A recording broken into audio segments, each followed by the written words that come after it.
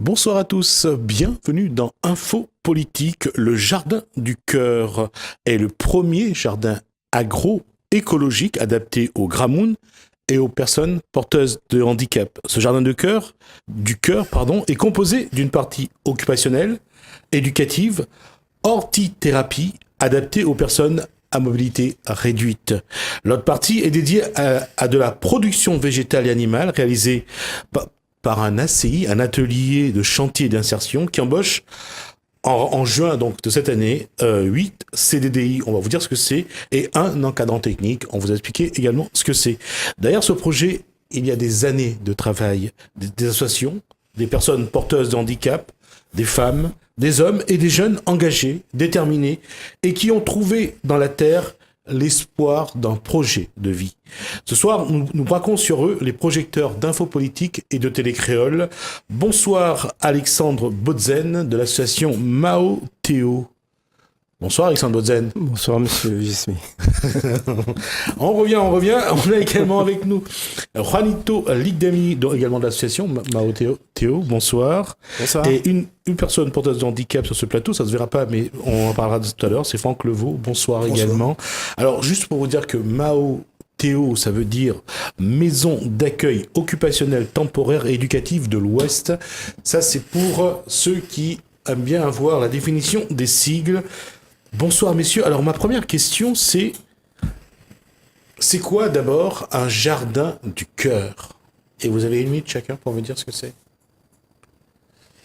On va compenser par... Juanito passe le relais à Alexandre Botzen. Qui va répondre? Un jardin du cœur, comme le mot le dit, cœur, donc c'est en fin de compte, c'est venu du... C'est pas copié, on n'a pas cherché dans nos dictionnaires, rien. Bon, ça venait de notre cœur, c'est-à-dire que si on voulait partager des moments ensemble, des moments conviviaux, faire quelque chose ensemble, bon, ça partait de là, ça partait du cœur. C'est pour ça qu'on a dit jardin du cœur. Et puis c'est toujours, c'est offrir, se donner, c'est tout ce qu'on veut, quoi. D'accord. Juanito, c'est la même définition puisque vous avez été là avec Alexandre au départ de ce projet. C'est vraiment le partage? Tout à fait, c'est le partage dans la convivialité aussi, et puis avec des habitants du quartier, avec des bénévoles, des gens qui ont envie d'aussi donner avec le cœur en fait pour faire ce jardin. Donc faut savoir que c'est un jardin qui a commencé vraiment avec la force des bénévoles de Mao Théo. Aujourd'hui, il y a des habitants qui nous rejoignent et bientôt des gens qui veulent aussi en faire un projet de vie en s'insérant dans l'agroécologie. Voilà. Franck Levaux, je disais tout à l'heure, personne porteuse de handicap, on va juste tout de suite préciser, c'est quoi le handicap? Le handicap, c'est une hernie discale, deux hernies discales dont j'ai, quoi. Et c'est des postes adaptés qu'on va avoir dans notre projet, quoi. Postes adaptés à hauteur pour pas avoir de problème pour de ne dos. pas à se pencher. À se pencher, surtout se mettre au sol pour ramasser les légumes, ce sera à hauteur d'homme. À hauteur d'homme. La question, pour quelqu'un qui a cet handicap, c'est vraiment un jardin du cœur, c'est vraiment s'adapter à l'autre ou l'autre s'adapte aussi au projet? Toute personne s'adapte mutuellement, quoi. En fin de compte, c'est le respect de l'autre, c'est surtout le partage, comme on disait, bien sûr. Le partage, le respect et la communication. Et toute personne de toute sorte de toute communauté, quoi. Il n'y a pas de souci, quoi. C'est surtout ça le principal, quoi. Le jardin du cœur, et puis... Quand est-ce que ce projet a débuté, Alexandre Botzen? Disons, c'est un projet qui a débuté d'une manière professionnelle, puisque moi-même, travaillant à l'hôpital psychiatrique, on disait à l'époque, maintenant c'est l'établissement de santé mentale. Donc c'est parti de là, puisque nous en ergothérapie, je dirais, un petit jardin qui était derrière nos bâtiments. Et c'est parti de là. Donc après, je me suis retrouvé à Temps Rouge. Donc après Temps Rouge, je disais qu'on a arrêté la ferme thérapeutique. Donc l'idée jamais déjà 2-3 ans avant la fermeture, de continuer ce projet-là sur un terrain avec des personnes qui sortaient du système de soins pour continuer par la suite dans le domaine public. Donc passer de la thérapie à la normalité, comme on dit. Donc voilà, donc c'est parti de là. La question également, c'était un constat, il fallait trouver donc un cadre, Une pour- occupation. une occupation pour les personnes ayant une souffrance mentale déjà au Voilà, départ. déjà ça, et puis après, bon, moi j'étais aussi, à l'époque, je travaillais, enfin, je donnais un coup de main en e-sport. Donc Alors, voyait, on va c'est- juste rappeler que également, donc au départ, professionnellement, Alexandre Bozan est infirmier, Oui, aujourd'hui à la retraite. Il a été donc au sein du comité régional handisport. Il a été le président pendant quelques années de ce comité régional handisport. Donc il a il a pensé à sa retraite. Il voulait pas rester chez lui. Donc c'était donc de faire comment dire ça? C'était de préparer un petit peu ouais, c'est après, avoir une autre structure pour travailler. passerelle, mais pas pour travailler, pour donner à ces gens-là le moyen de s'exprimer, comme on sait que les personnes handicapées, je parle de personnes handicapées, le moyen au moins de s'exprimer, au moins par le travail. Et pourquoi pas après, c'est le mettre dans un circuit travail. Parce qu'on sentait qu'il y avait un On est sur potentiel. l'insertion Ouais. déjà. On Ouais, était on déjà est sur on est l'insertion déjà par le dans travail. l'insertion, oui, par le travail. D'accord. Alors, avant de, j'allais dire, qu'est-ce que c'est que ce jardin? Mais je pense que pour être plus simple, on va pendant 5 minutes 48, la vidéo fait 5 minutes 48, on va vous montrer ce qu'ils ont fait. Ils ont présenté leur jardin, donc, parce qu'ils doivent aller voir les partenaires, donc ils ont préparé la vidéo, ils ont monté des dossiers. Là, on va voir la vidéo pour avoir une idée bien plus précise. Voilà comment les promoteurs, donc, ont montré le jardin du cœur dans une vidéo.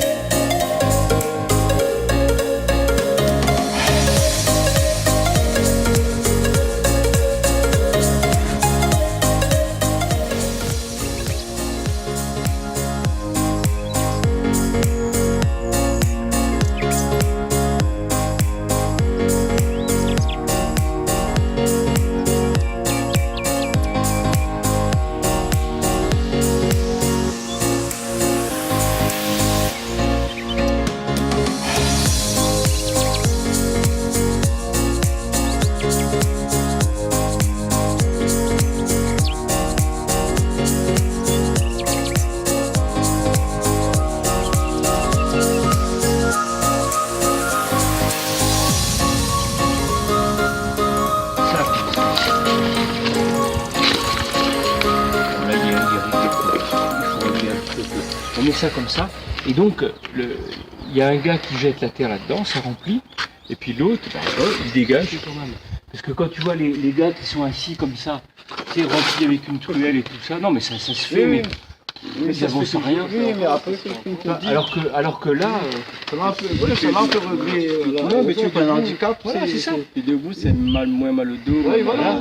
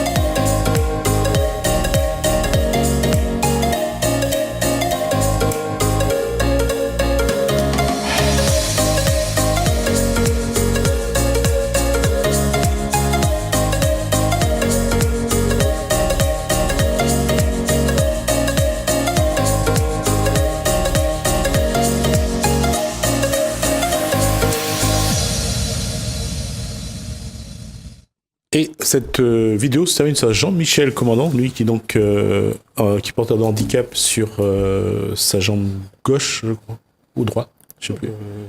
Droit. D'accord, donc voilà, donc on a terminé sur la place qu'aura donc toutes les personnes porteuses de handicap dans ce projet. On y reviendra juste après. On va faire un peu la genèse de ce projet, on va voir un peu comment ça a commencé. Alors ma question à vous deux, je suppose avant, quelles ont été les principales étapes de ce projet ? Ben, déjà, le plus gros souci pour nous, c'était de faire l'acquisition d'un terrain. Bon, on est parti au départ sur 1000 m², mais après, on a vu que c'était un peu juste. Et donc, c'est vrai qu'on a trouvé plusieurs terrains, mais après, bon, c'est des problèmes administratifs, hein, et bien un problème de documents qui n'est pas... il fallait absolument le trouver dans les Hauts-de-Saint-Paul. Dans les Hauts-de-Saint-Paul. Mais encore, ben, il suffit une hauteur... où on puisse... À 400 mètres au-dessus. Au-dessus de 400 mètres. Ouais, je pense que c'est aussi pour les subventions. Bon, oui, pour avoir des aides, parce qu'une association, c'est vrai qu'on ne peut pas démarrer sur un capital. Les aides à partir de 400 mètres, les aides sont beaucoup plus intéressantes, concernant le développement des hauts. Voilà. Donc, je disais, quelles ont été les principales étapes de ce projet ? Comment ça a commencé ? Quelles ont été... Administrativement, bien sûr, je pense que les démarches, c'était bien sûr d'avoir le terrain, d'avoir un bail amphithéotique, je crois, ouais, c'est ça ? C'est ça qui est le plus dur, parce qu'on avait quand même 3 propriétaires avant, qu'on avait négocié, mais comme je dis, il y avait des problèmes administratifs, problèmes de documents qui n'étaient pas à jour, le terrain qui n'était pas vraiment à notre convenance. Voilà. Mais après, bon, c'est Juanito qui... comme un hasard qui avait rencontré Madame Permal-Naïk. C'est là que tout est parti. Ouais, on parlera de Madame Permal-Naïk et de ses canards. On va d'abord, je vais demander à Juanito, dans ce genre de, quand on fait ce genre de projet qui est un projet innovant d'une part, donc la démarche elle est vraiment inédite aussi, et là on se heurte vraiment à beaucoup d'incompréhension pour rester poli. Oui, tout à fait. Il y a quand même pas mal de freins, et surtout dans l'innovation, des fois, pour faire passer le message, il faut trouver des moyens. Donc nous, on l'a fait par la vidéo pour qu'on soit assez clair en fait sur les messages à passer, sur ce qu'on faisait. Mais c'est vrai qu'au début, comme disait Alexandre, notre premier frein, ça a été au niveau du terrain, au niveau des agriculteurs, faire comprendre le projet en fait. Et que nous, au niveau, comme on est subventionné une bonne partie par de l'argent public, c'est d'aller sur un bail amphithéotique entre 9 et 12 ans. Ça a été un de nos premiers freins. Mais après, un heureux hasard a voulu que dans une réunion de leaders menée par AD2R, qu'on trouve cette fameuse dame, Madame Permal-Naïk, qui nous a dit, voilà, elle a un terrain en friche. On va juste rappeler qu'à AD2R, ça regroupe plutôt les agriculteurs des Hauts de la Réunion. Fait. Donc, à l'époque, ils accompagnaient les porteurs de projets sur les fonds européens, sur les fonds leaders. Donc voilà, c'est comme ça qu'on a connu dans une de nos réunions Madame Permalaïc, qui nous a fait part de son souci, qu'il y avait un terrain en friche qu'elle ne pouvait plus s'occuper. Et nous, on lui a proposé d'accueillir le projet Jardin du Cœur. Et voilà, à partir de là, en 2016, tout est parti. Donc on a pu enfin lever les freins au niveau administratif pour le bail amphithéotique. Et on a pu, comme son terrain était en friche, demander un agrément biologique pour agréer le terrain, pour faire de l'agroécologie. D'accord. Juste revenir là-dessus, avant de poser la question à Franck Levaux, à quel moment vous avez rejoint ce projet? Moi, ça fait 1 an sur du bénévolat, parce qu'on est tous sur du bénévolat, sur ce projet. Ça fait 1 an. D'accord. Alors, l'agroécologie, c'est le premier jardin agroécologique. Qu'est-ce que c'est et qui répond? Alors, C'est Ronito, parce que c'est lui qui a alors qui a la formation, puisque nous, on le suit dans ses démarches, puisqu'on l'accompagne dans ses démarches. Mais lui, c'est lui qui est plus sur le terrain, celui qui est plus dans les formations qu'il est en train de faire en ce moment. Alors, Juanito Adigami, c'est quoi l'agroécologie? Alors, pour répondre simplement, l'agroécologie, en fait, c'est des techniques où voilà, on imite pas mal la nature. Donc, c'est des techniques où on n'a pas besoin d'intrants chimiques et qu'on cultive assez naturellement et biologique. Pour la permaculture, on tient compte bien sûr de tout le contexte, c'est-à-dire savoir que ce que certains considèrent comme de la mauvaise herbe n'est pas forcément de la mauvaise herbe, mais ça accompagne certaines plantes et il faut créer son environnement donc, pour que cette plante puisse se développer. Et peu de gens savent que parfois que ces plantes, cette mauvaise herbe est là pour l'aider à grandir. Tout à fait. Donc il y a vraiment des associations de plantes, une fois qu'on sait à quoi elles peuvent servir, qui sont très intéressantes pour faire du jardinage biologique et aussi de la plantation biologique. D'accord. Et il y a une chose qu'on a vue, on l'avait vu dans la réunion là, on avait invité Sébastien Ladrange qui fait de l'aquaponie et vous avez vu, je pense que les images de Marla, je suppose. Tout à fait, oui. De Marla, où il fait de l'aquaponie, c'est magnifique, en tout cas les plantes. Hein. Voilà, tout à fait. C'est notre partenaire justement sur le projet, sur la partie aquaponie. D'accord. Alors, je vais être très caricatural dans ce que je vais dire. L'aquaponie, c'est que on fait j'allais dire, un projet en circuit fermé. Les poissons produisent des excréments, les plantes les utilisent pour pousser et en même temps les plantes aussi créent des nutriments que les poissons profitent, je suppose. Tout à fait. En tout cas, ils font le nettoyage de l'eau pour les poissons. Donc, c'est vraiment une symbiose où il y a des plantes qui s'entraident avec des poissons. Et l'avantage de l'aquaponie, c'est qu'on peut jardiner debout. Donc, c'est pour ça qu'on a opté pour cette solution. D'accord. Et juste pour montrer aussi à quel point l'écologie est importante dans ce projet, la plupart du temps, et c'est le cas pour la plupart des bacs où on met les poissons ou les plantes, c'est avec des objets de récupération, souvent des palettes, on refait les bacs à partir de ce bois de récupération. Tout à fait. L'idée, c'est que le projet se veut vraiment écologique avec le moindre impact carbone. Donc, on essaie de prendre vraiment des matériaux locaux et low-tech aussi pour faire vraiment les outils du quotidien qu'on aura besoin pour produire des fruits et légumes. Voilà. D'accord. Franck Levaux vient de dire que lui, ça fait 1 an qu'il est dans ce projet. Ça fait 1 an qu'il est bénévole chez vous. Ça fait 23. Ce projet date de plus de 23 ans. 92. 92. Ouais. Ça fait donc 26 ans ce projet. 92, il est passé en commission permanente. Permanente du conseil départemental. C'était en 2011. Comme quoi Alexandre Bodzan a appris à développer une des vertus qu'on a, c'est la patience. La patience, parce qu'à chaque fois, ça nous permettrait en même temps de voir les failles dans ce projet-là, et de pouvoir rectifier à chaque fois, parce que tous les ans, il y a eu quand même des modifications, il y a eu quand même pas mal, on a rencontré quand même pas mal de partenaires qui nous ont un peu aiguillés. Donc, vous voyez, c'est vraiment c'est un gros travail. De C'est partenariat. surtout, on a l'impression que vous avez tout appris sur le terrain. Voilà. Au fur et à mesure, il faut s'adapter. Faire en sorte Changement de politique, changement de politique, changement aussi de comportement.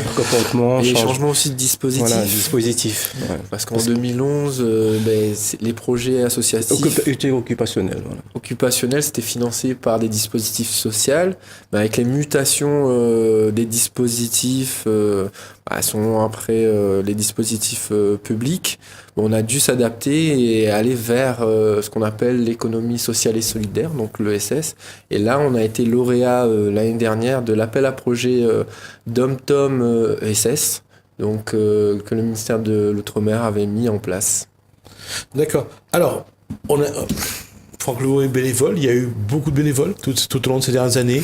Comment avez-vous réussi justement à fédérer les individus et les associations sur ce projet? Qu'est-ce qui les a incités à vous rejoindre, à vous accompagner? Disons qu'on a rencontré des personnes qui avaient à peu près les mêmes états d'esprit que nous, qui étaient dans les mêmes objectifs que nous. C'est travailler sur notre environnement, c'est travailler la nature, c'est travailler avec des personnes qui étaient éloignées ou en difficulté sociale, donc les personnes âgées. Et même au niveau des personnes porteuses de handicap, on avait ce souci de dire que les personnes qui sont autour de cet handicap pouvaient avoir aussi un répit et un repos. Donc tout ça mélangé, donc on a pu fédérer les associations, les familles, les camarades, comme on dit, les amis autour de ce projet. Qu'est-ce qui a donné envie à Franck Levaux de venir dans cette association, dans ce projet? Moi, ce projet, déjà, j'ai fait pas mal de travail. Et ce projet m'intéresse parce que c'est la nature, le partage, la convivialité. Et c'est tout un mouvement qui se met en place, surtout avec toute l'équipe qu'on est. Là. Tout le monde est sympathique, il n'y en a pas un qui va dire plus que l'autre, il n'y a pas de... Surtout, j'apprécie énormément ce mouvement. Quoi. Surtout aussi, j'aime bien faire la cuisine. Je fais la cuisine moi-même, bien sûr. Bon, alors avec des légumes comme ça, on ne peut pas demander plus, quoi. Qui sortent directement de la terre, sans produits chimiques, sans rien, quoi. D'accord. On demander plus, quoi, surtout. Juanito, j'allais dire avec Alexandre Botzen, vous êtes deux chercheurs d'or, quelque part, puisque vous êtes vraiment à remuer la terre, à retourner les administrations, les collectivités, les organismes pour trouver la bonne formule pour que ça rentre dans le cadre. Et ça, les gens aussi, les associations aussi sont venus dessus. Il y a eu un coup de main, un accompagnement d'autres associations. Alors oui, c'est vrai qu'on est des chercheurs d'or, mais des chercheurs d'or en quête de sens.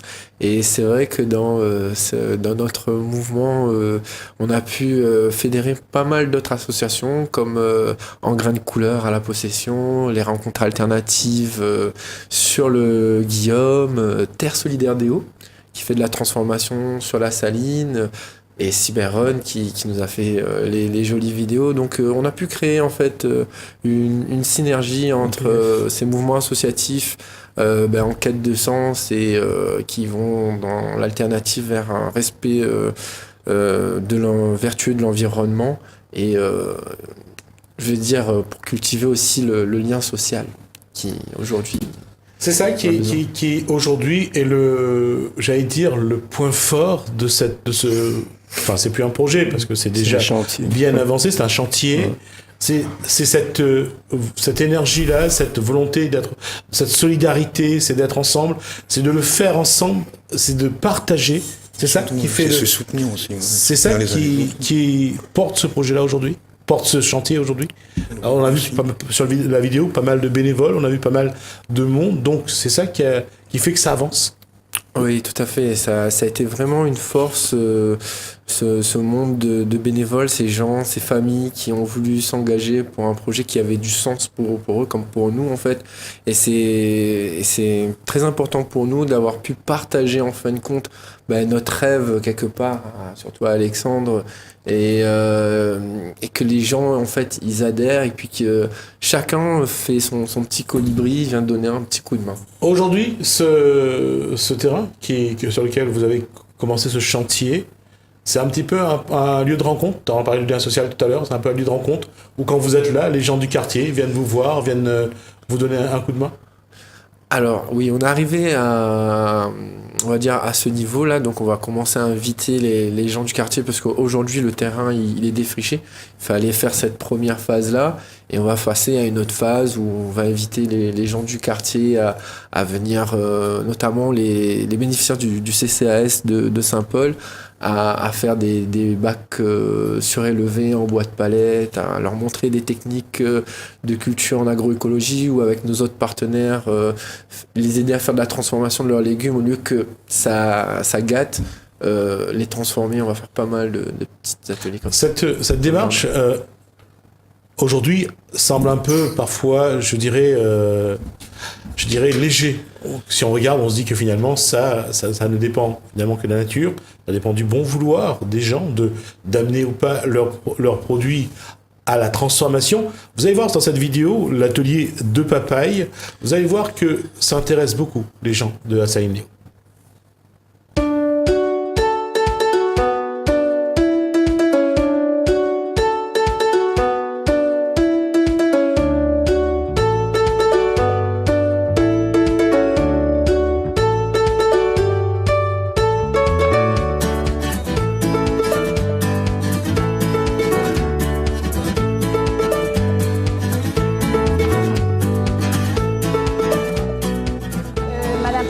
Madame Malnaïk Josette, présidente de l'association PA Solidaire Déo. Voilà, aujourd'hui, nous fait une intervention pour la confiture de papaye, confit de papaye et confiture de papaye râpée dans la maison Poitous de la Vallée. Un atelier de confiture avec tous les habitants de la Vallée. C'est un groupe convivial qui aime bien travailler, que m'a constaté depuis samedi dernier. Nous voulons mettre en avant ce local. Nous espérons que va durer alors, au fur et à mesure.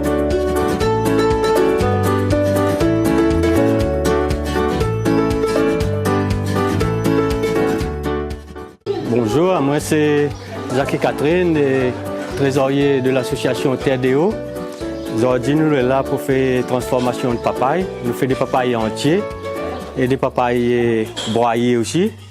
Et nous, notre but de l'association, c'est développer la transformation dans les hauts avec tout le monde des quartiers qui en a des fruits, papayes, citrouilles, toutes affaires.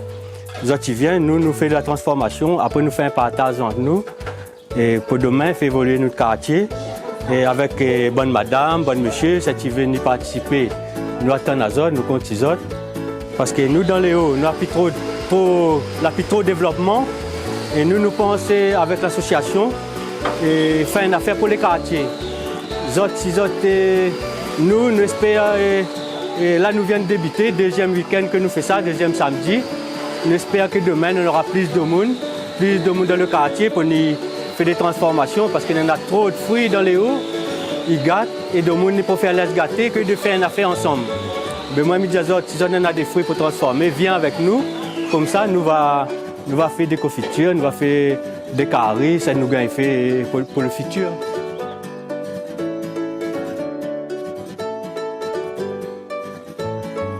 Alors, ça rejoint ce que dit Juanito, c'est le partage. Donc, les gens, apparemment, il y a cette connaissance aujourd'hui du terrain, donc de l'endroit. Là, cet atelier-là, mais quand je l'ai regardé, je me disais, finalement, quelle est la place de la formation? Est-ce que vous faites de la formation pour ces personnes qui sont de la Saline, qui vont venir? Vous allez leur apprendre à faire des confitures, des achards, tout ce qu'on peut faire, comment on peut transformer tous les produits de la cour? Tout à fait, en fait, ce sera avec nos partenaires, donc les associations qui déjà en fait se sont déjà lancées en fait dans ces pratiques de formation. Et nous, notre idée, c'est que sur le lieu, le jardin, il y aura aussi une possibilité de faire ces transformations avec Madame Permal Laïc. Et notre idée aussi, c'est que la production du jardin, en partie, sert aussi à cette transformation. Alors la transformation, quelle est la part de la formation dans ce projet, aussi bien pour les personnes valides que les personnes en situation de handicap? Est-ce qu'il va y avoir un vrai cursus de formation à chaque fois qu'il faudra, que ce soit pour l'aquaponie, que ce soit pour la permaculture, que ce soit pour le bio, est-ce qu'il va y avoir un cursus de formation? Oui, tout à fait. Donc, et bien sûr pour la communication.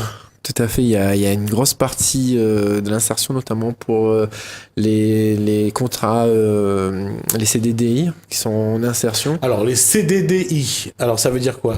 Alors, c'est contrats à durée déterminée d'insertion. D'accord. Donc, voilà, dédié au niveau de l'insertion par l'activité économique.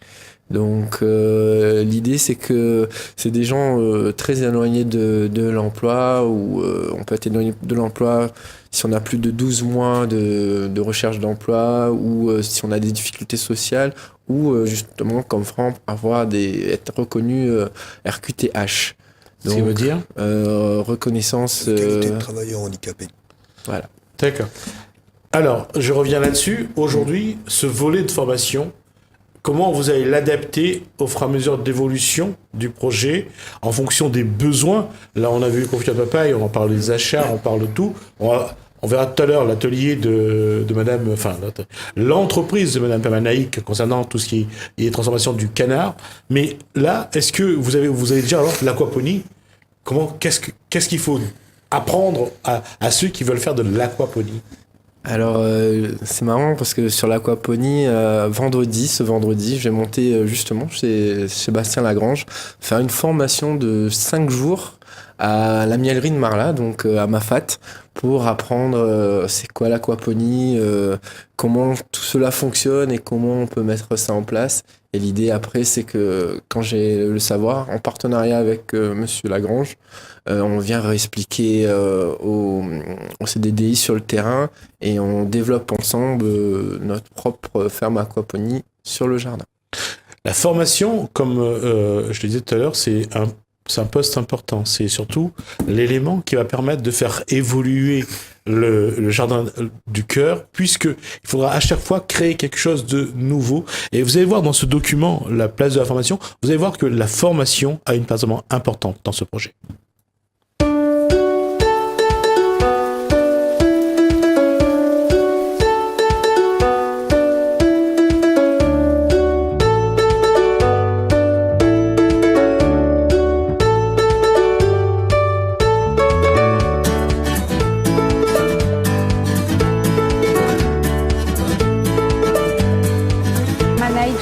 Je suis présidente d'une association Terre Solidaire des Hauts, qui a pour but de regrouper les producteurs et les transformateurs pour amener des actions en commun, valoriser et promouvoir les produits transformation végétale et animale de ces producteurs et transformateurs.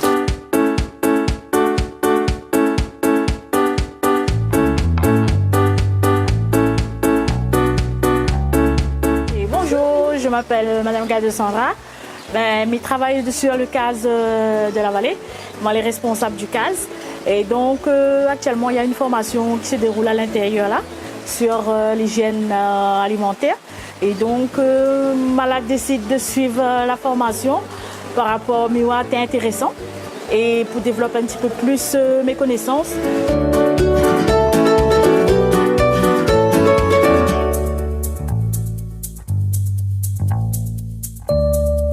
Alors moi, c'est Madame Boyer Amélie, exploitante agricole sur Saint-André. On fait 8 hectares de canne, des herbes médicinales, des plantes endémiques et aussi de cultures maraîchères. Je me suis installée depuis 1994, mais au fait, on est obligé de se former pour pouvoir se diversifier.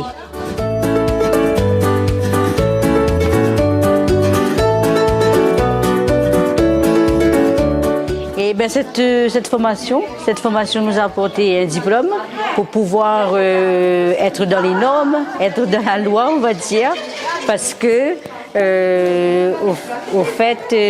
parce que ce diplôme-là, ça nous servira de validité au cas quand nous faisons nos fortes transformations pour dire que c'était dans les normes et on n'aurait pas de soucis avec les contrôles sanitaires. Voilà.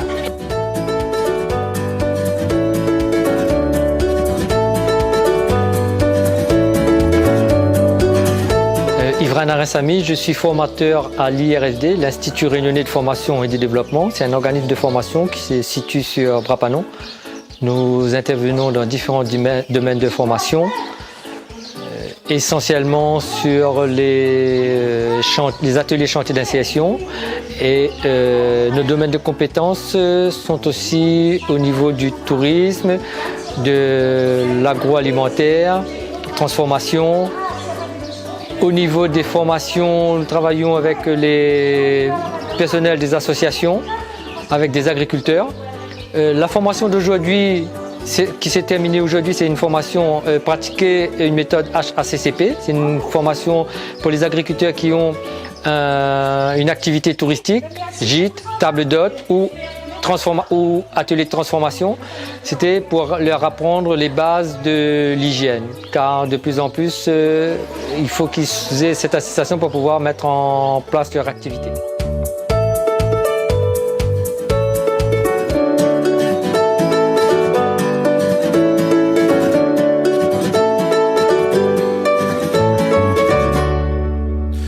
Donc, ce sera donc avec un personnel qui sera formé en tout cas que ce projet peut avancer.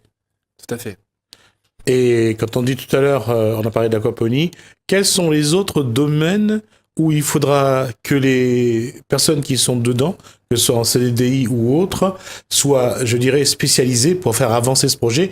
J'ai vu tout à l'heure, il y avait du compost, il y avait la récupération d'eau de pluie, là on vient de parler de l'aquaponie. Il y a quand même beaucoup de... Je dirais, il faut vraiment connaître la nature pour travailler avec la nature et vivre avec la nature sans amener les intrants ou autres pesticides. Et ça, il faut quand même une vraie formation. Tout à fait. Et du coup, nos personnels vont être formés à la permaculture. Donc, il y aura une initiation à la permaculture avec Omega Formation. Et c'est là qu'ils vont pouvoir apprendre les techniques de base, comme moi je les avais appris l'année dernière en permaculture pour faire des designs de permaculture, parce que l'idée c'est qu'après, en fin de compte, ces 2 ans passés avec nous, c'est que ces personnes-là puissent devenir aussi soit ouvriers polyvalents dans l'agroécologie, soit carrément exploitants agricoles dans l'agroécologie. Donc voilà, l'idée c'est qu'on leur apporte tous les savoirs de base pour qu'à un bout d'un moment, ils puissent aussi essaimer des jardins du cœur. D'accord. Et quand on parle de formation, c'est la même formation pour les personnes porteuses de handicap ou en situation de handicap? Ou bien il y aura des formations spécifiques? Alors les formations vont être adaptées. Donc on a déjà discuté avec les structures de formation. Et ce qu'on va mettre en avant, c'est la permaculture humaine. C'est-à-dire avec les personnes, on va dire, valides et les personnes porteuses d'handicap. L'idée, c'est de trouver l'équilibre entre les forces et les faiblesses de chacun. Développer beaucoup l'empathie pour que tout le monde, en fait, on arrive à former une équipe et travailler en équipe, en unité, en fait. Donc ça, on va être formé à ça par Omega Formation, qui chaque année fait venir le pionnier en permaculture au Québec, Monsieur Bernard Alonso, qui s'est spécialisé. Je l'ai reçu déjà dans l'émission La Réunion, effectivement. Voilà. Il connaît son sujet. Franck Levaux, quelle formation vous avez demandé? Qu'est-ce que vous avez envie de faire? Qu'est-ce que vous avez envie d'apporter dans ce jardin du cœur? Moi, j'ai envie d'apporter mes connaissances, parce que j'ai été menuisier de métier aussi. Donc, je travaille sur la menuiserie aussi, en polyvalence avec tout ce que je vais apprendre. Et tous mes acquis, quoi. Et est-ce qu'il y a un domaine particulier, ou bien ça sera vraiment de s'adapter aux besoins du moment? Besoins du moment, puis m'adapter aussi moi, puis apprendre par rapport à apprendre comme toute personne qui va apprendre sur ce projet-là. Alors, c'est je serai en formation parce que j'ai aucune connaissance non plus de base. D'accord. Voilà. Justement, à ce niveau-là, qu'est-ce qui est pour vous, qu'est-ce qui est intéressant pour vous? Qu'est-ce que vous, en tant que personne porteuse de handicap, ça vous apporte de dire voilà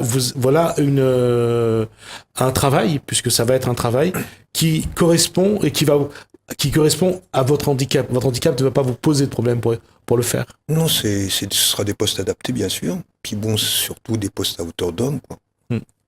C'est ça qui... Surtout le principal, ouais, c'est ça, pour un handicap. Le handicap que j'ai, dont je pense beaucoup de gens ont, parce que c'est quand même des problèmes de dos que pas mal de personnes ont.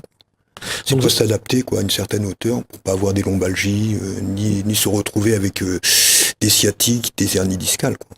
Ce qui est très très dur. Donc vous allez pouvoir, j'allais dire, adapter le travail, mes positions, à votre handicap. C'est-à-dire comme ça, moi, votre handicap ne soit pas un gêne dans ce que vous allez faire. Ce ne sera pas un gêne du tout. Non, je pense pas. Déjà, je m'adapte. Et puis bon, je fais en fonction aussi, même quand je travaille là, en ce moment bénévolement, là, je mets à disposition pour pas souvent en hauteur.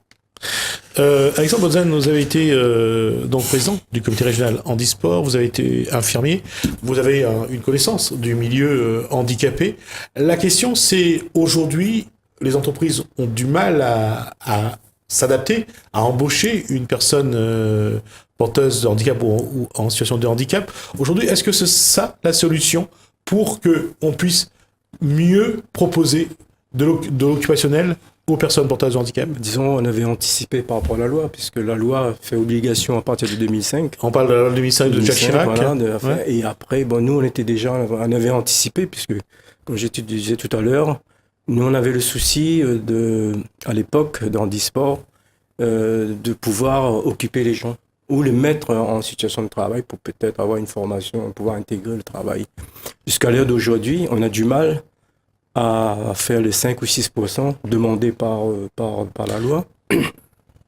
Et on a du mal aussi à recruter, puisqu'il y a cette idée que les personnes en situation de handicap posent plus de problèmes qu'ils apportent de solutions. Voilà. Ouais. Et nous, bon, je pense que nous, on a la solution, je dirais, puisque bon, c'est 100% adapté, même pour les fauteuils roulants, puisque le fauteuil pourra rentrer sous les bacs surélevés, même au niveau de la compagnie. Donc, on a tout un dispositif. Et puis, c'est l'acheminement qui sera pour, puisque c'est 100% accessible. Donc, on a vraiment la solution. Mais après, bon, c'est tout un travail qu'on va engager avec Juanito, puisque c'est notre chef de projet qui va faire. Et peut-être même aboutir sur une entreprise adaptée. Puisque l'entreprise adaptée, comme tu connais, bon, c'est 80% d'handicap et c'est 20% de personnes valides. Et justement, sur ce projet-là, dans la constitution de ce projet-là, comment vous intégrez au fur et à mesure les personnes porteuses de handicap? Comment vous les intégrez au fur et à mesure? Ceux qui viennent là, ils apportent déjà ce qu'ils peuvent, et après vous voyez si vous pouvez les intégrer au projet en fonction de leur handicap? Ben, disons, ça sera fait d'une manière naturelle, puisqu'on ne va pas choisir, on ne va pas faire, il se sera fait d'une manière naturelle. Tous ceux qui sont là. Voilà. Il y a déjà un gros potentiel sur Saint-Paul. On a même eu des contacts avec des gens de l'extérieur, mais c'est pour ça qu'on disait qu'avec Juanito, on va essaimer ce projet sur toute l'île pour que toute personne porteuse de handicap pourra avoir accès au moins à l'occupation, à la formation et peut-être bientôt à du vrai travail. D'accord. Ça rajoute Juanito avant que je continue sur quelque chose, c'est bon? Oui. Concernant les personnes handicapées, justement, là-dessus, comment Juanito voit leur intégration? Alors nous, ce qu'on a fait, et ce que vous avez vu dans la vidéo, c'est qu'on a fait beaucoup de recherche et développement pour l'adaptation au poste avec le moindre coût possible. Comme par exemple le cheminement, on va le faire en boîte palette, ou les bacs surélevés, on va le faire en boîte palette, pour que après ça soit facile à répliquer en fait. Donc à chaque type d'handicap, on va essayer de s'adapter. Donc on va réfléchir tous ensemble. Donc que ce soit avec des bénévoles, des habitants ou les institutions comme Cap Emploi par exemple, qui ont des ergothérapeutes qui peuvent nous accompagner à mettre en place et adapter au poste. Donc on va réfléchir tout ça ensemble. Alors, on va aborder, il va nous rester un quart d'heure, il nous reste 16 minutes, il nous reste un petit peu plus d'un quart d'heure pour aborder la pérennisation du projet et savoir si de l'association on peut aller vers un scope, vers une entreprise, vers une structure où la structure va être pérennisée, va être viable financièrement. Mais avant, je vais vous proposer de regarder la PTF, l'association des professionnels transformateurs de fermiers. Voilà, donc c'est association des professionnels transformateurs fermiers. Donc on va voir l'atelier Madame Pamal Naïk. Joseph Pamal Naïk, elle transforme le canard et on va voir après autour de ça comment le Maoteo va essayer de pérenniser son projet, le Jardin du Cœur.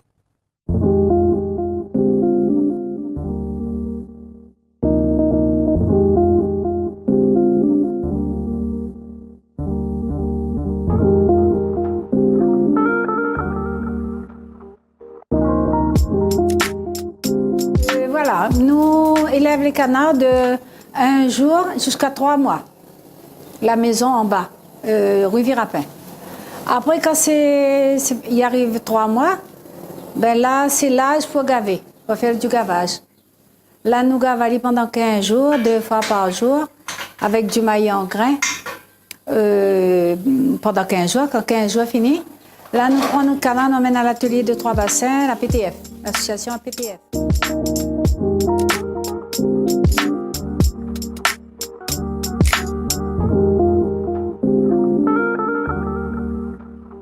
Quand nous arrivons, nous mettons les cages dehors, dessous le préau là, et après il y a un électronargose que nous étourdit le canard. Après nous mettons dans les cônes là, nous tuons. Après nous mettons dans le bac trempage que nous accrochons, nous mettons à 5 minutes pour le canard et 3 minutes pour le poulet, pour tremper. Quand nous finissons de tuer, nos plumes nous brûlent, après nous faisons rentrer dedans. Nous coupons les pattes.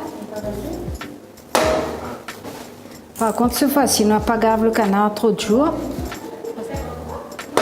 Voilà, comme ça, là, le foie est là. Hein. Tu vois là. Hein. Après, il y a le fiel. Il ne faut pas que le fiel il pète. On tourne un petit peu comme ça. Pour arrache.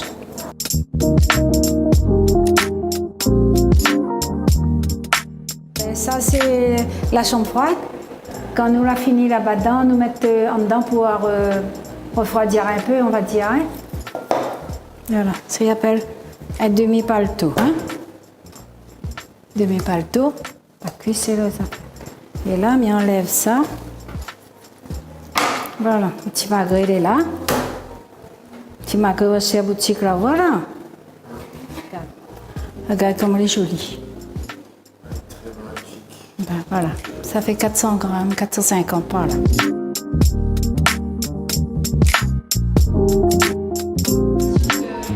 Rillette du canard au tambor.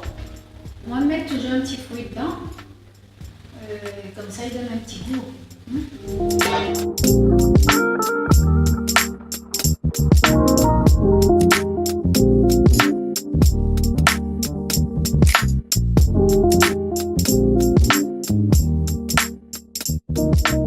Précision, et elle est importante, elle a dit c'est un demi-paletot. Donc je veux dire aux gens, c'est pas la peine de courir chez Madame Pamanaïk pour vous réchauffer, c'est pas la bonne idée, gardez toujours la couverture pays. Donc je reviens sur ce que je disais, c'est la pérennisation. Là, on voit un atelier, Madame Pamanaïk a son atelier, donc elle a son entreprise. Est-ce qu'il faut aller vers ça? Est-ce que vous pensez que ce projet peut devenir viable financièrement et avoir ses employés, avoir sa trésorerie comme n'importe quelle entreprise? Tout à fait. Donc nous, notre idée sur ce jardin-là, c'est que aussi la partie production forme en fait une micro-ferme adaptée justement au PMR, mais aussi économiquement viable. À chaque fois que vous entendrez PMR, c'est personnalité à mobilité réduite. Voilà. Et le côté économiquement viable, on a en fait étudié l'année dernière plusieurs micro-fermes pour voir comment ils arrivaient à un équilibre économique. Et c'est comme ça qu'après on a designé en fin de compte notre jardin du cœur. en fonction de tout ce qu'on a pu apprendre dans les formations. Ça, c'est vrai que c'est très important. Et par ailleurs, le système qu'on va mettre en place avec tous nos partenaires, ça s'appelle une PTCE, un pôle territorial de coopération économique, où en fait on va travailler avec Madame Permaric pour la transformation à partir de notre production, qui apporte quand même une plus-value très conséquente à nos produits. Mais aussi, on va essayer, après l'ACI, que tout le monde, en fait, l'unité qu'on a construite reste ensemble à travers, en fin de compte, une SIAP, donc une coopérative d'installation à l'agriculture paysanne, qu'on est en train de penser en ce moment avec d'autres associations qui font des ateliers de chantier d'insertion. Donc, il s'agit d'abord de créer le produit. Tout à fait. Et de voir après comment transformer de manière professionnelle, en faire ensuite, je dirais, donc le métier, quoi. Voilà, et de pérenniser tous ces... Je vais les appeler les néo-ruraux pays, hein, puisque ils sont pas issus de l'agriculture, mais c'était leur projet de reconversion. Et l'idée, c'est de les accompagner jusqu'au bout, même après la formation, à leur installation, à travers justement cette coopérative d'installation d'agriculteurs paysans. Voilà. D'accord. Franck Lebeau, est-ce que c'est porteur d'espoir pour les personnes porteuses de handicap de dire, voilà, demain, il peut y avoir une structure qui va adapter le travail à l'handicap, permettre ainsi aux personnes porteuses de handicap de dire, il y a une possibilité d'insertion par le travail dans ce genre d'activité. Ah si, ça c'est porteur. Il n'y a pas de... Les gens demandent déjà en plus. Les gens demandent aussi à manger très sain. Et c'est très porteur pour des gens qui sont chez eux enfermés, quoi. Ils peuvent faire de l'agriculture eux-mêmes chez eux. Et pour vous, pour d'autres personnes porteuses de handicap, aujourd'hui, qu'est-ce qu'il faudrait mettre en place pour que ça soit, je dirais, qu'il y ait plus de pérennisation, pour que ce genre de situation soit pérenne? Parce qu'on est en train le projet qui soit en cours, quoi, qu'il y ait plus de projets comme celui-là. En fait, j'attendais que vous me parliez de la formation, mais... Pardon. Non, c'était ça. C'était, bien sûr, se former pour aller dans ce sens-là. C'est pour ça que je vous avais posé la question. Et dans l'attente de la formation, pour vous, je pense que c'est le point de passage. Le point de passage, ouais. Parce que j'ai déjà travaillé... Bon, moi, j'ai travaillé avec mon handicap déjà en métropole, quoi. J'étais dans un réinsertion qui s'appelait la REP, quoi. Moi, je faisais du taillage de haies, des brousaillages, tout ce qui s'ensuit, qui m'a réinstallé aussi dans la nature, qui m'a fait comprendre ce que c'était que la nature. Alors qu'avant, j'étais quand même dans des sociétés de sérigraphie, des trucs à la chaîne, quoi, alors qui me plaisaient, mais bon, il n'y avait pas le choix, quoi. Après, au fur et à mesure du temps. Alexandre Bodzan, après tant d'années au contact du monde, des personnes en situation de handicap, là, aujourd'hui, est-ce que finalement, tout ce travail, cette réflexion, cet acharnement à vouloir proposer quelque chose, il y a aujourd'hui un projet qui peut aller au bout et qui peut proposer ces solutions-là? Disons que je dirais que c'est je parle de chantier puisque j'ai pu parler de projet, puisqu'on a atteint en fait nos objectifs, c'est-à-dire de faire en sorte que ce jardin, initié il y a 23 ans, puisse voir le jour, puisqu'il y a une grosse attente derrière, hein. Il y a l'attente des familles, puisque les familles pourront se reposer, les familles pourront avoir un temps à eux, et ça nous fait vraiment honneur, puisque c'était l'objectif de départ, c'est le repos. C'est un vrai repos, hein, parce que c'est pas le repos où il faut aller avec la personne, hein, c'est la personne. Oui, alors le repos, normalement au départ, c'est le même dispositif que le conseil départemental ou pas? Non, nous c'était avant. C'était bien avant. Voilà, ils sont venus après. Je pense que peut-être après le dépôt de notre projet, mais c'était la réflexion qu'on avait menée. Comment faire reposer les personnes qui ont en charge une personne? Alors, c'est ce qu'on appelle soit les auxiliaires de vie, soit les aidants familiaux. Ces aidants, c'est-à-dire qu'ils viennent aider à la maison. Et nous, c'est vraiment libérer la famille. Et comme souvent, ce sont les proches qui sont les aidants familiaux, c'est vrai que de temps en temps, leur donner 2 jours de repos, parce que c'est quelque chose qu'on va sans doute mettre un peu plus en évidence après. Aujourd'hui, les aidants familiaux meurent souvent plus vite que les malades. Exactement. tellement ils sont fatigués, tellement ils sont épuisés, et ils préfèrent mourir de fatigue plutôt que d'abandonner leurs proches. Et c'est vrai que aujourd'hui c'est important. Et lorsque Alexandre Bodden parle de répit-repos, c'est que ça devient quelque chose d'urgent maintenant. D'urgent et même nécessaire, puisque moi-même dans la famille, nous on a eu affaire à des personnes âgées, Alzheimer. Donc on a vu la souffrance. Moi j'ai vu la souffrance de mes parents, surtout de ma mère. Qui à un moment donné ne pouvait plus sortir, ne pouvait plus absolument rien faire. Parce que on ne peut pas laisser quelqu'un qui souffre d'Alzheimer seul tous les jours. Parce qu'à un moment donné, elle va partir un peu n'importe où, elle va déambuler et puis va se perdre parce que comme elle ne sait plus elle ne sait plus qui elle est et où elle habite, et ça crée souvent ce problème-là. Même la société est pénalisée puisque la société est obligée de mettre de gros moyens pour retrouver la personne. Et c'est pareil pour les personnes qui sont polyhandicapées, et même pour les gens qui ont des maladies comme neurologiques, comme l'épilepsie. On parle de neurologique, il y a aussi ceux qui ont vraiment de très gros handicaps, les tétraplégiques par exemple. C'est simple, c'est polyhandicap. Ouais. C'est vrai que c'est pas simple d'être là constamment, 24 professionnel, je peux d'être là 24 heures sur 24, d'être présent. Les gens qui ne s'occupent pas de personnes porteuses de handicap ou de personnes à mobilité réduite ou bien de personnes qui souffrent de maladies d'Alzheimer ou de maladies neurodégénératives ne savent pas à quel point ces maladies. Des fois, ils ont besoin d'un appui, quelque chose qu'ils puissent se reposer dessus. Donc, la création de ce jardin, vraiment, ça porte vraiment à quelque chose de très, très positif sur le plan émotionnel, sur le plan affectif, même sur le plan économique, puisqu'on va aider des familles avec le CCAS donc de Saint-Paul. Donc, voilà. Donc, il y a vraiment tout un dispositif autour de ce jardin. Qui me semble apporter peut-être pas toute la solution, mais au moins une partie de solution. Un début de solution en tout cas. Une solution quotidienne. Quoi. Quelle est la prochaine étape de ce projet, Juanito ? Donc la prochaine étape, c'est vraiment au mois de juin, on démarre l'ACI, donc l'atelier de chantier d'insertion avec nos 8 CDDI, puis là aussi l'embauche d'un encadrant technique qui va encadrer ces 8 personnes et puis les accompagner justement dans le projet, tout le long du projet, à construire ce jardin. D'accord. Et qu'est-ce qu'il faut vous souhaiter sur ce projet? Est-ce que vous avez besoin encore de bénévoles? Est-ce que vous avez un message à destination des organismes ou des collectivités? Oui, vu l'importance du projet, vu l'importance de lien social qu'on va mettre en place, mais c'est important que les gens puissent vraiment s'approprier de ce projet-là, puisque ça va être nous on va être vraiment derrière la scène, comme on dit. Et c'est eux qui seront les acteurs, c'est pas nous, parce qu'il faut que les parents, les amis, tout le monde puissent nous accompagner pour que, eux-mêmes, ils verront un peu plus clair, je dirais, dans leur projet de vie, quoi. Et puis il y aura des ateliers aussi. Ouais, dans tous les quartiers, tout ça, on va pouvoir aller dans les quartiers, porter. Est-ce qu'il y aura un moment où il y aura une présentation de sa structure au public, à la presse?